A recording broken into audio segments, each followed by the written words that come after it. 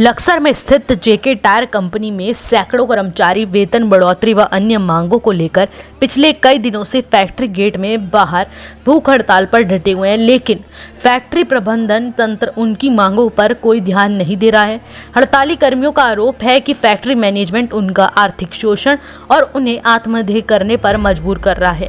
उन्होंने ये भी ऐलान किया है कि यदि उनकी मांगों को शीघ्र पूरा नहीं किया गया तो वो सड़कों पर उतरकर चक्का जाम करेंगे। हड़ताली कर्मियों को क्षेत्र के कुछ ग्राम प्रधानों का सहयोग भी मिल रहा है। सर, आपका नाम? अशोक कुमार।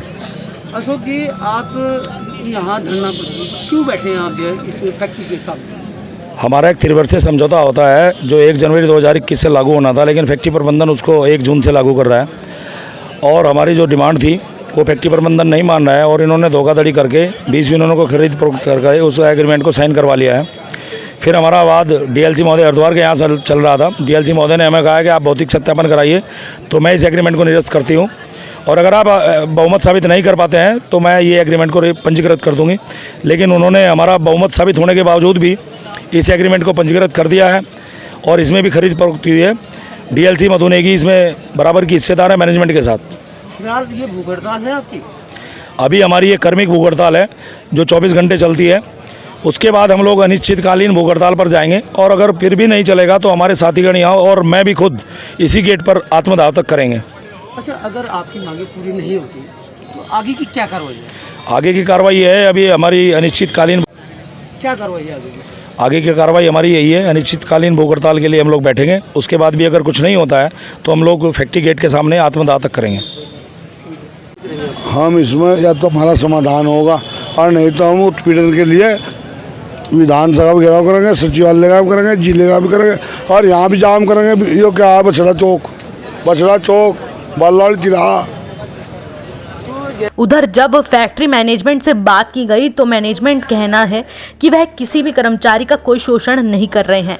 कंपनी के एचआर मैनेजर का कहना है कि हड़ताली कर्मी कुछ नेताओं के बहकावे में आकर उनकी फैक्ट्री को बदनाम कर रहे हैं, जिससे फैक्ट्री को रोजाना करोड़ों का नुकसान हो रहा है और फैक्ट्री बंदी के कगार तक पहुंच चुकी है।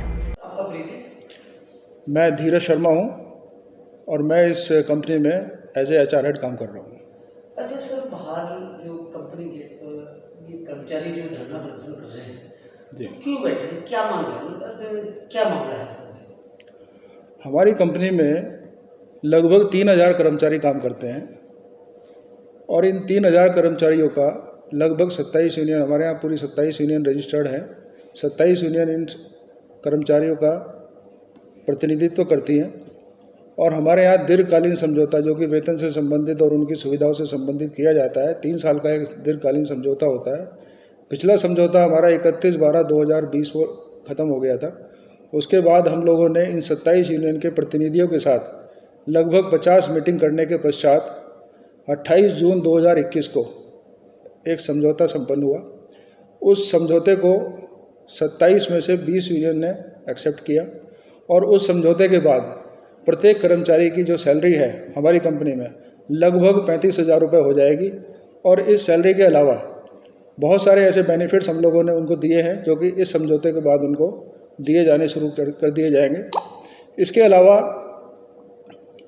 7 यूनियन जो हमारी इस समझौते से संतुष्ट नहीं थी, उन लोगों ने इस पर आपत्ति दर्ज की और उन्होंने लेबर ऑफिस में अपनी शिकायत को दर्ज किया। लेबर ऑफिस में भी हमारे कंसलेशन हुआ, कई मीटिंग हुई, 2 महीने तक कंसलेशन चला, लेकिन दिनांक 14/9/2021 को श्रम आयुक्त महोदय हरिद्वार द्वारा इस समझौते को पंजीकृत किया गया और ये 7 असंतुष्ट जो यूनियन है इनके मामले को उन्होंने न्यायालय में। सर, कर्मचारियों का आरोप ये है कि आप मतलब फैक्ट्री का जो प्रबंधन है वो उत्पीड़न कर रहे हैं, उनका आरोप है। ऐसा क्या है? क्यों करें? मैं यही आपको बताना चाह रहा हूँ कि 27 यूनियन में से 20 जो बहुसंख्यक यूनियन है उन्होंने इस समझौते को स्वीकार किया है और 7 जो यूनियन है उन लोगों के मामले को डीएलसी मैडम ने न्यायालय को भेजा है और न्यायालय में वो अपना पक्ष रख सकते हैं, लेकिन ये लोग न्यायालय में ना जाकर इसी शिफ्ट में लोगों के साथ आकर ज़बरदस्ती लोगों को बहला फुसलाकर भड़काकर प्लांट को बंद कर दिया और ये लोग अवैधानिक हड़ताल पे बैठ गए। तो क्या प्लांट कंपनी को कितना घाटा हो रहा है क्या? जैसे बंद करना दिनांक 23 तारीख से फैक्ट्री के अंदर कोई भी प्रोडक्शन नहीं हो रहा है। जो लोग कर्मचारी आना चाहते हैं प्लांट के अंदर, उन लोगों को ये ज़बरदस्ती रोक रहे हैं काम पे आने से, और किसी भी कर्मचारी को आने नहीं दिया जा रहा है। कितना नुकसान हुआ? अभी तक लगभग हमारा 50 करोड़ से ऊपर का नुकसान इस कंपनी को हो चुका है इस हड़ताल की वजह से। अच्छा सर, क्या इनका धरना लीगल है या अनलीगल? पूरी तरीके से ये गैर कानूनी हड़ताल है। इसका कोई सूचना, इसका कोई नोटिस हमें इन्होंने नहीं दिया है। और ये समझौते को, अगर ये असंतुष्ट हैं, अगर ये लेबर ऑफिस को मानते हैं, लेबर ऑफिस ने इनके मामले को न्यायालय में भेजा है।